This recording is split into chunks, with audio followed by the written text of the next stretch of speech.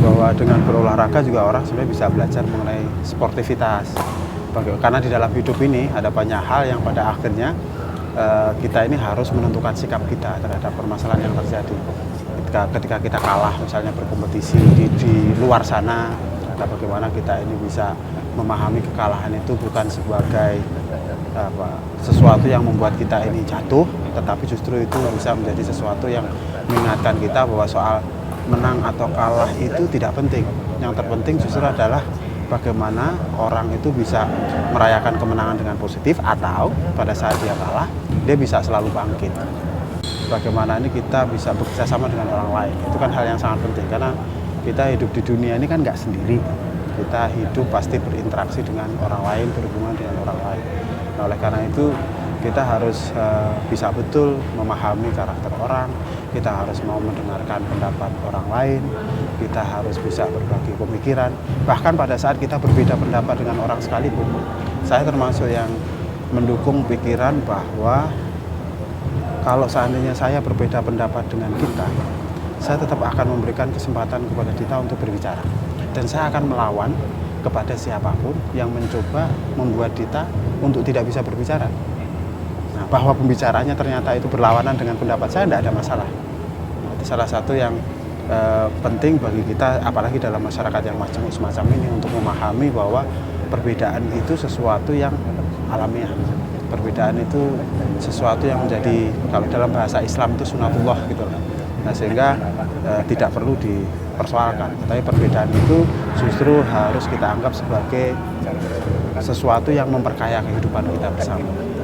Kita sebagai pribadi ini, kita nggak bisa terlalu memanjakan diri kita. Nah, kita memang harus keras kepada diri kita sendiri. Kenapa kita harus keras? Karena kenyataan di luar sana kan keras. Kita mau cari pekerjaan, kita harus berkompetisi sama orang. Kita mau cari sekolah, cari perguruan tinggi yang bagus, kita harus berkompetisi sama banyak orang. Nah, sehingga kalau kita ini terbiasa lunak, terbiasa memanjakan diri sendiri, kita ini tidak punya semangat untuk berkompetisi, tidak punya semangat untuk bertempur lah, istilahnya semacam itu.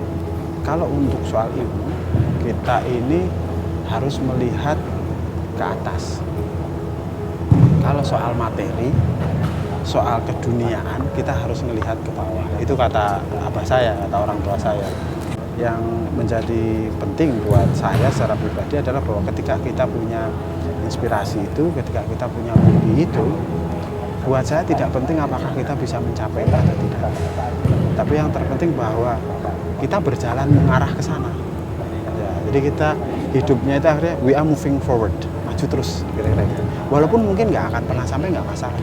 Tapi jelas pada saat kita ini maju, itu artinya kehidupan kita juga akan lebih baik, lebih berkualitas. Iklan-iklan, produk apapun itu ujungnya adalah melahirkan kekecewaan. Jadi itu yang harus disadari oleh anak muda. Jadi ketika kita terpengaruh dengan semakin bertebarannya iklan di mana-mana, bahkan di ruang private kita lewat televisi, radio dan lain sebagainya, internet, nah, itu pada akhirnya hanya melahirkan kekecewaan. Misalnya, saya punya sepeda motor. Begitu lihat TV, ada sepeda motor yang lebih bagus. Akhirnya saya kecewa karena kenapa motor saya lebih jelek, sementara di situ bagus. Saya punya sepeda motor, di situ ada iklan mobil, ada iklan macam-macam, sehingga akhirnya apa? Saya tidak pernah bisa mensyukuri apa yang saya punya. Itu kalau kita terlalu banyak termakan oleh iklan yang pada dasarnya merupakan produk dari budaya global. Pertama tentu orang tua ya. Orang tua ini baik abah saya maupun ibu saya. Kalau abah saya ini memang orang biasa, tetapi beliau ini sangat memandang penting artinya ilmu pengetahuan. Nah, saya dari kecil itu dididik oleh orang tua, ini termasuk berkah yang saya terima ya dari Tuhan di tengah keterbatasan ekonomi keluarga saya itu. Nah, abah saya ini orang yang terus mendorong agar passion kita terhadap ilmu itu terus tinggi.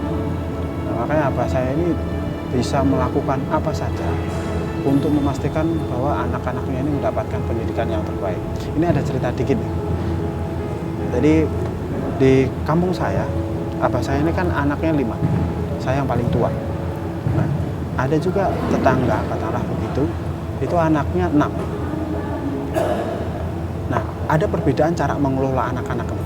Yang tetangga saya ini kaya, dia kayaknya orang kampung lah, banyak tanah apa segala macam. Nah, itu anak-anaknya sekolahnya nggak ada yang selesai, paling banter hanya SMA atau ada yang SMP. Tetapi oleh si orang tua tetangga saya ini, semua anak dia ketika beranjak dewasa itu dibikinin rumah. Jadi semua anak yang ke orang itu punya rumah semua, karena dia punya tanah banyak, ya termasuk orang kaya di desa. Nah, abah saya kan enggak, dia nggak punya tanah, dia hanya punya sepetak tanah untuk rumah. Terus kemudian ya dia melakukan pekerjaan apa saja, pernah jadi tukang batu lah, dia pernah jadi tukang listrik lah. Itu sebelum dia sempat menjadi PNS ya, pada akhirnya itu jadi PNS ya, kita juga tahu gajinya PNS kayak apa. Tapi dia gunakan seluruh kemampuan dia ini untuk menyekolahkan anak-anaknya. Nah ini yang keluarga bapak saya. Nah kalau dilihat sekarang misalnya, itu sebagai contoh itu saya lihat hasilnya jadi beda. Yang tetangga saya yang tadinya kaya raya itu kan tanahnya habis dibagi-bagi untuk anaknya, untuk rumah semua. Ya kalau kita lihat keadaan sekarang, ya rumahnya juga makin lama makin jelek kan pasti, karena secara fisik kan pastilah lebih tua. Terus kemudian sementara dia pendidikannya dulu hanya sampai SMP atau SMA. Nah sementara di abah saya dengan keyakinannya mengenai pendidikan, anak-anaknya semuanya minimal lulusan S1. Nah, beberapa malah kayak adik saya ada yang S2. Jadi kalau misalnya diperbandingkan lagi secara ekonomi sekarang, karena dengan bekal ilmu itu di keluarga saya itu, jadi ada mereka dunianya lebih luas. Nah sementara yang tetangga tadi itu dunianya yang masih di kampung saya aja. Dari segi pekerjaannya paling sekarang ada yang jadi tukang batu juga, ada yang jadi petani, tapi ya petani dengan tanah yang sangat terbatas. Nah itu salah satu contoh dari dua keluarga yang kebetulan ini pengalaman ya, yang satunya kaya, satunya miskin, tapi yang miskin ini percaya kepada pendidikan, yang satunya tidak. Ternyata hasil akhirnya yang percaya kepada pendidikan ini lebih cepat misalnya untuk melakukan perubahan, baik untuk kepentingan perbaikan keluarga ataupun yang lain. Education itu ada dua sebenarnya ya. Satu kan kaitannya dengan kalau istilah sekarang itu budi pekerti, akhlak, adab. Nah saya memang memandang penting itu. Nah kalau yang kedua ya education dalam pengertian yang terkait dengan bidang-bidang tertentu yang nantinya bisa menjadi keahlian dari anak-anak kita itu.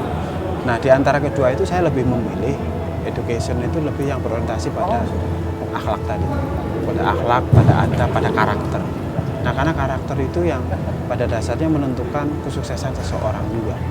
Kalau kita lihat di perusahaan-perusahaan sekarang atau bahkan juga di instansi pemerintah, mereka-mereka yang mungkin kemampuan istilahnya apa ya, kalau misalnya kayak kalau dia bekerja di bidang tertentu, kemampuan di bidang itu sebenarnya nggak tinggi-tinggi amat.